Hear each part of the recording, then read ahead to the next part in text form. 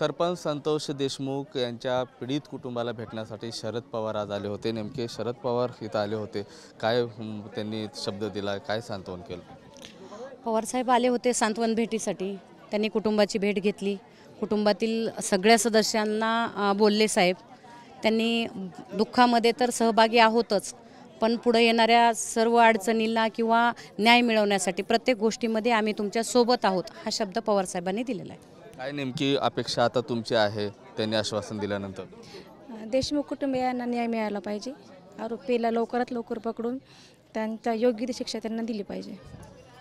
मात्र आज 13वा दिवस आहे, किती आरोपींना अटक झालेली, आता तुमची काय मागणी राहील? आतापर्यंत 4 आरोपी अटक आहेत, पुढील आरोपी लवकरात लवकर अटक व्हावी अशी अपेक्षा आहे आमच्याकडून। पवार साहेब जवळपास 40 मिनिट इथं बसलेले होते, तुम्ही समाधानी आहात ते ज्यांनी जे सांगितलं त्यावर?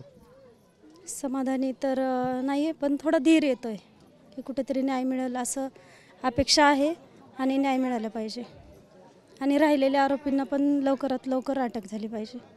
काय अण्णांच्या आठवणी कशा होत्या? आज 13 दिवस झाले अण्णा आपल्यात नाही आहेत। अण्णांच्या आठवणी तर शब्दात सांगताच येणार नाही, कारण इथली परिस्थिती बघून लक्षात येतं आहे की अण्णा हा माणूस कसे होते आणि त्यांना जो अन्याय झाला आहे त्याला न्याय मागतो आहे आम्ही। आमच्या अण्णा आम्हाला तर परत नाही मिळणार, ते कशानेच उणीव भरून नाही निघणार, पण जे उर्वरित त्यांची आई, पत्नी, मुलगी हे जे आक्रोश करतात हे म्हणजे पाहूनच सहन होत नाही आहे आणि त्यांच्यासाठी न्याय मिळाला तर कुठेतरी थोडीशी किंमत येईल की न्याय आहे आणि न्याय मिळतो आहे।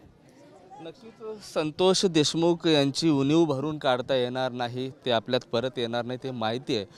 मात्र संतोष यांच्या मारेकऱ्यांना शिक्षा झाली पाहिजे, फाशीची शिक्षा झाली पाहिजे अशी आर्त ओरड जी आहे आता इथले कुटुंबीयच नाही तर ग्रामस्थ देखील करताना आपल्याला पाहायला मिळतात।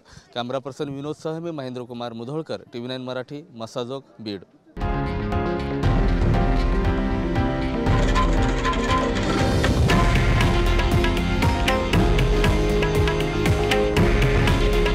हे आहे देशातील नंबर 1 न्यूज नेटवर्क आणि आपण पाहत आहात TV9 मराठी। काळजी तुमची, हित महाराष्ट्राचं।